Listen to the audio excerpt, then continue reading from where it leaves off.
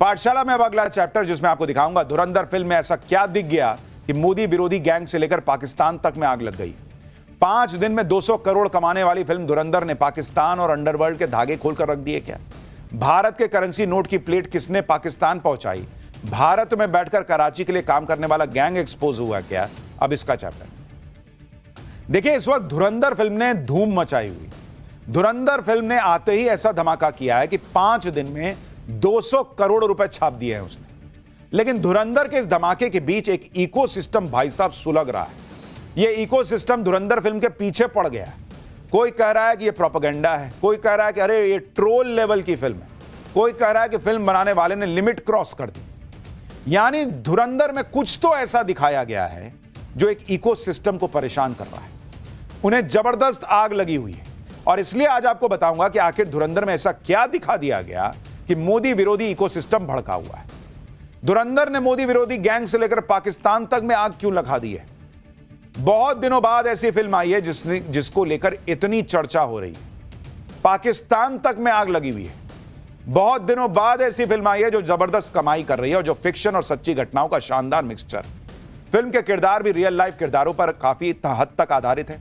धुरंधर के मेकर्स ने ज्यादा प्रमोशन नहीं किया था, लेकिन इसी बात की हर तरफ चर्चा हो रही है और यही अब मोदी विरोधी इकोसिस्टम को अच्छा नहीं लग रहा कि भाई फिल्म इतना कमा क्यों रहा है, इतने लोग देख क्यों ले रहे हैं इसको।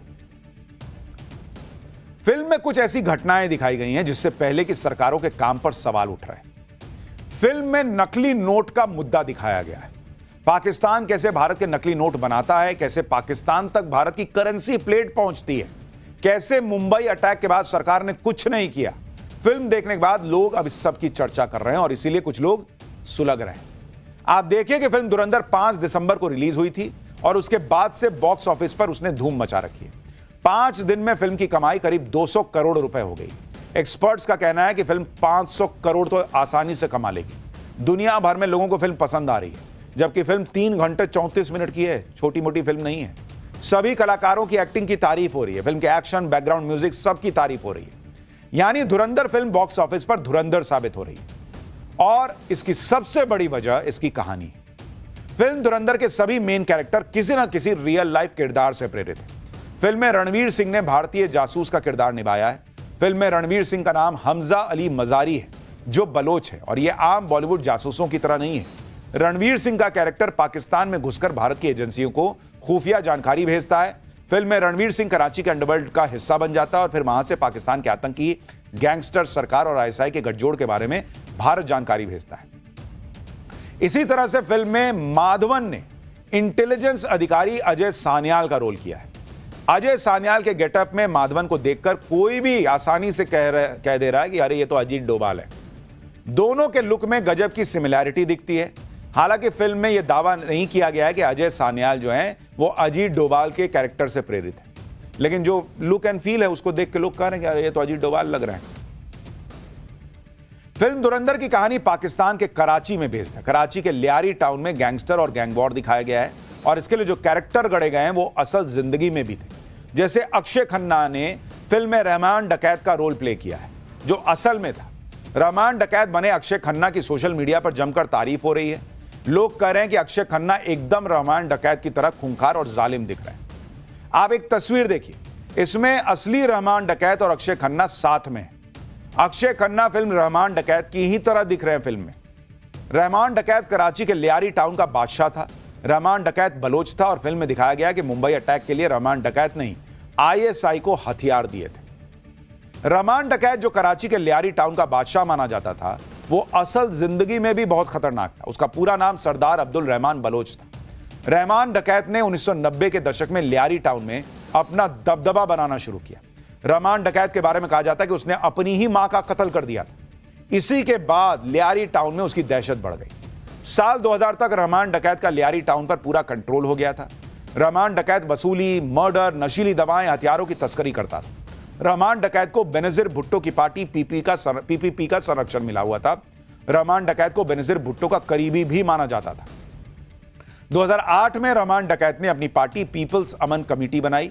रहमान डकैत और पीपीपी ने मिलकर समानांतर सरकार चलाई। भाई जब हाफिज सईद अपनी पार्टी बना लिया तो रहमान डकैत था। रहमान डकैत एक समय में बेनजीर भुट्टो की सिक्योरिटी टीम में भी शामिल था। 2007 में कराची में बेनजीर भुट्टो के काफिले में धमाका हुआ था जिसमें 140 लोग मारे गए थे। इस धमाके के बाद बेनजीर भुट्टो को सही सलामत निकालने वाला रहमान डकैत ही था जो बेनजीर की गाड़ी खुद चला रहा था। यह उसी समय की तस्वीर है जिसमें रहमान डकैत और बेनजीर भुट्टो दोनों दिख रहे हैं। इसी तरह से फिल्म धुरंधर में पाकिस्तानी एजेंसी, खुफिया एजेंसी ISI का मेजर इकबाल भी दिखाया गया। धुरंधर में मेजर इकबाल का रोल अर्जुन रामपाल ने प्ले किया है। मेजर इकबाल को दरिंदा किस्म का अधिकारी कहा जाता था जो भारत के जासूसों को बेरहमी से टॉर्चर करता था। फिल्म में मेजर इकबाल का कैरेक्टर आतंकी इलियास कश्मीरी से इंस्पायर्ड है। यह देखिए, रियल लाइफ में इलियास कश्मीरी ऐसा दिखता था। उसके रोल में अर्जुन रामपाल का गेटअप बिल्कुल असली वाले इलियास कश्मीरी की तरह ही दिखाया गया। फिल्म में मेजर इकबाल को बहुत ही ताकतवर दिखाया गया है। भारत के खिलाफ हमलों और साजिशों में मेजर इकबाल का नाम सबसे ऊपर था।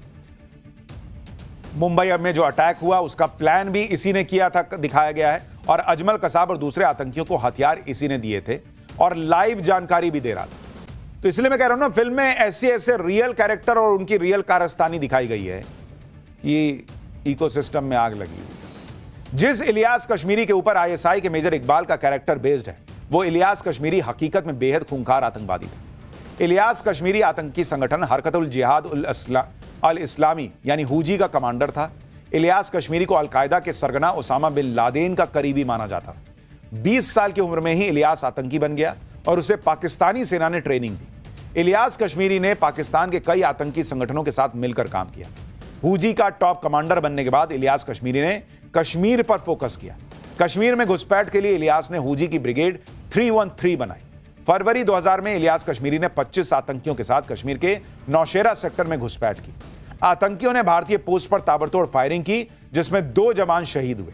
इलियास कश्मीरी भारतीय सिपाही का सिर काटकर वापस पाकिस्तान ले गया था।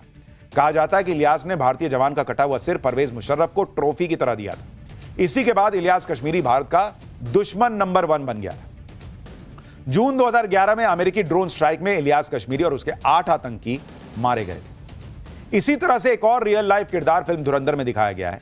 SP चौधरी असलम जो कराची पुलिस का SP था। इसका रोल संजय दत्त ने प्ले किया है। SP असलम को एनकाउंटर स्पेशलिस्ट कहा जाता था। फिल्म धुरंधर में संजय दत्त एकदम असली वाले SP असलम की तरह ही दिख रहे हैं। असली वाले को देखिए और संजय दत्त को देखिए। SP असलम को ही लियारी के गैंगस्टरों को खत्म करने की जिम्मेदारी दी गई थी। ये सारे किरदार फिल्म धुरंधर की कहानी आगे बढ़ाते हैं। फिल्म की कहानी के बारे में आपको ज्यादा नहीं बताऊंगा, उसके लिए आप फिल्म देखिए। लेकिन हंगामा जो है उसकी एक बड़ी वजह यह है कि सब कुछ रियल है, ज्यादातर रियल है और जो हुआ है वो दिखा दिया गया है। फिल्म धुरंधर में रहमान डकैत और SP असलम के बीच की दुश्मनी को भी दिखाया गया। दरअसल SP चौधरी असलम को लियारी टाउन की सफाई का जिम्मा मिला था। लियारी टाउन पर रहमान डकैत के गैंग की हुकूमत चलती थी। SP असलम का रोल फिल्म धुरंधर में संजय दत्त ने निभाया है। SP चौधरी असलम ने लियारी टाउन में अंडरवर्ल्ड को खत्म करने का मिशन लिया। इसके लिए SP चौधरी असलम ने लियारी टास्क फोर्स बनाया। साल 2006 में SP असलम ने रहमान डकैत को बलूचिस्तान से गिरफ्तार किया। रहमान डकैत अपनी पावर और पैसे के दम पर जेल से भाग गया। साल 2009 में SP असलम ने लियारी टाउन में भयंकर ऑपरेशन किया। रहमान डकैत को घेर कर SP असलम ने उसका एनकाउंटर कर दिया था। SP असलम के ऊपर कई तरह के आरोप भी लगे थे जिसमें पॉलिटिकल किलिंग और पैसे के लिए कत्ल करना प्रमुख है। साल 2014 में तहरीके तालिबान पाकिस्तान ने SP असलम की हत्या कर दी थी। फिल्म धुरंधर में पाकिस्तानी अंडरवर्ल्ड और ISI के नेक्सस को एक्सपोज किया गया और इसी वजह से कुछ लोग फिल्म को एंटी पाकिस्तान बता रहे हैं। फिल्म धुरंधर बताती है कि कैसे भारत के खिलाफ हर आतंकी घटना में पाकिस्तान का डायरेक्ट कनेक्शन है। खास बात यह है कि फिल्म में पाकिस्तान के असली किरदारों के आधार पर कहानी कही गई। इसके अलावा फिल्म में पाकिस्तान में भारत के नकली नोट कैसे बनते हैं इसके बारे में भी बता दिया गया है, जिससे कुछ लोग पॉपकॉर्न की तरह उछल रहे हैं। फिल्म में दिखाया गया है कि भारत के नकली नोट ISI के गोदाम में अखबार की तरह छपते हैं। नकली नोट में बिल्कुल असली नोट जैसे सिक्योरिटी फीचर्स होते हैं। फिल्म में दिखाया गया है कि एक ब्रिटिश फर्म पाकिस्तान को इंडियन करेंसी पेपर और सिक्योरिटी थ्रेड सप्लाई करती है। नकली नोट पहले कतर भेजे जाते हैं, कतर से नेपाल और फिर वहां से भारत भेजे जाते हैं। पाकिस्तान में भारत के नकली नोट छापने का काम ISI और पाकिस्तानी बिजनेसमैन जावेद खनानी करते हैं। जावेद खनानी को भी फिल्म धुरंधर में दिखाया गया है। फिल्म धुरंधर में एक ब्रिटिश फर्म का भी जिक्र किया गया है, लेकिन हकीकत में एक ब्रिटिश कंपनी है जो भारत और पाकिस्तान को करेंसी पेपर और सिक्योरिटी थ्रेड सप्लाई करती थी। उसका नाम है डेला रू। डेला रू कंपनी दुनिया के 140 देशों के साथ काम करती है, करेंसी पेपर, सिक्योरिटी फीचर्स की सप्लाई करती है। यही कंपनी भारत को करेंसी पेपर और सिक्योरिटी थ्रेड देती थी और पाकिस्तान को भी यही सारी चीजें सप्लाई करती थी। इसी वजह से डेला रू के ऊपर कई सवाल खड़े हुए। पनामा पेपर्स में भी डेला रू का नाम आया और आरोप लगा कि डेला रू ने भारत में ठेका लेने के लिए एक एजेंट को 15% का कमीशन दिया था। साल 2010 में डेला रू को ब्लैक लिस्ट कर दिया गया था, लेकिन 2023 में सीबीआई ने पूर्व वित्त सचिव अरविंद मायाराम के खिलाफ एक एफआईआर दर्ज की और आरोप था कि 2012 में डेला रू के पुराने कॉन्ट्रैक्ट को गलत तरीके से बढ़ाया गया। उस समय अरविंद मायाराम आर्थिक मामलों के सचिव थे। आरोप था कि मायाराम ने नोटों के लिए खास सिक्योरिटी थ्रेड की सप्लाई के लिए गैर कानूनी तरीके से एक्सटेंशन दिया, जबकि डेला रू कंपनी का कॉन्ट्रैक्ट पहले ही खत्म हो चुका था। अरविंद मायाराम ने यह फैसला बिना गृह मंत्रालय और वित्त मंत्रालय से मंजूरी लिए बिना किया था। 2002 में डेला रू ने दावा किया था कि उसके पास खास सिक्योरिटी थ्रेड का पेटेंट है। इसी दावे के आधार पर 2004 में आरबीआई ने कंपनी के साथ कॉन्ट्रैक्ट साइन किया था। सीबीआई जांच में पता चला कि 2002 से 2004 के बीच कंपनी के पास ऐसा कोई पेटेंट था ही नहीं। आरबीआई ने 2006 और 2007 में इसकी रिपोर्ट अरविंद मायाराम को भेजी थी, लेकिन मायाराम ने इसे नजरअंदाज कर दिया और वित्त मंत्री को जानकारी नहीं दी। डेला रू का कॉन्ट्रैक्ट दिसंबर 2012 को खत्म हो गया, उसका एक्सटेंशन नहीं किया जा सकता था। यह जानकारी मई 2013 को मायाराम को लिखित तौर पर दी गई थी। उसके बाद भी मायाराम ने जून 2013 में डेला रू को 3 साल का एक्सटेंशन दे दिया, यह भी आरोप लगा। अरविंद मायाराम उस समय चर्चा में आए थे जब वो राहुल गांधी की भारत जोड़ो यात्रा में शामिल हुए थे। डेला रू से जुड़ा यह सारा काम जब हो रहा था, उस समय वित्त मंत्री पी चिदम्बरम थे। तो बहुत सारे आरोप हैं जिसको लेकर जो है सवाल उठते रहे हैं और अब उनमें से कई चीजें फिल्म में दिखा दी गई हैं, तो कई लोग परेशान हैं। खैर, सच्चाई क्या है वो आपको देखेंगे तो पता चल ही जाएगा। फिलहाल पाठशाला में अगला chapter. For more of such videos, do like, share and subscribe to ET Now Swadesh.